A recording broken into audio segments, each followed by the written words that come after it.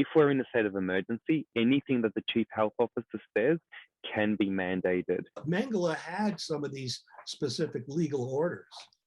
You know, Josef Mengele is, yeah, he had those where what he was saying and what the medical people were saying were, became very important and turned it into, went from medical into a legal issue. And so that's an old Nazi thing for sure. And, you know, when it happened, also in China, several times over the past 100 years. And so, yeah, whenever you get people who are, they're not doctors, they're not administrators, they're administrators of administrators, they're politicians. And they say things, you know, ex cathedra. Also, it becomes it's a combination of a medical and a moral. It's a moral imperative.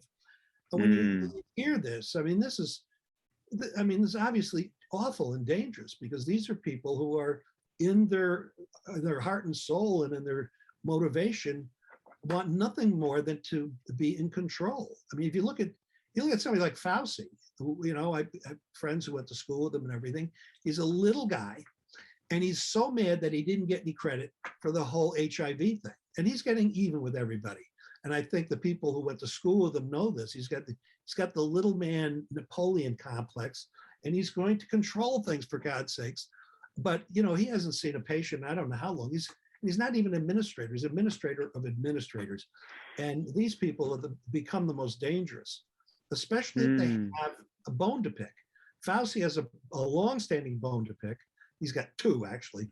And with your medical officer, I don't know what's she got a bug in her body, who she's mad at, what she's getting even with. But it didn't sound right to me.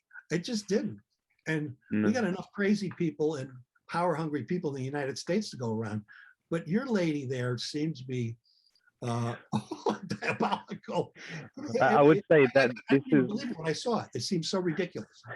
For clarity, this is the chief health officer of New South Wales, which they're also in a lockdown. In Victoria, we have our own chief health officer, which has, you know, he's got a lot of, yeah, there's been a lot of flack around his, and it almost appears that the tricky thing is, conformity comes when you trust the person of authority.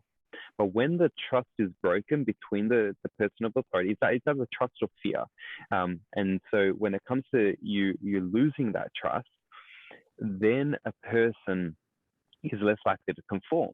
And the tricky thing here, we have conformity because of fear more than any trust. Because how can you gain trust when our politicians are saying, we've got the medical advice and we've got the medical details here, but we're not going to show them to you because it's not within your best interest. Oh, yeah. This is exactly what they've said. There's been multiple requests to provide the medical evidence, the advice, and time again, the Attorney General's response has been, it is not within the public's interest to see that medical advice. Well, because it's a political move. It's obviously a political power play. I mean, it's pretty clear, I think. See, I don't have to be nice. You have to be nice. You live there.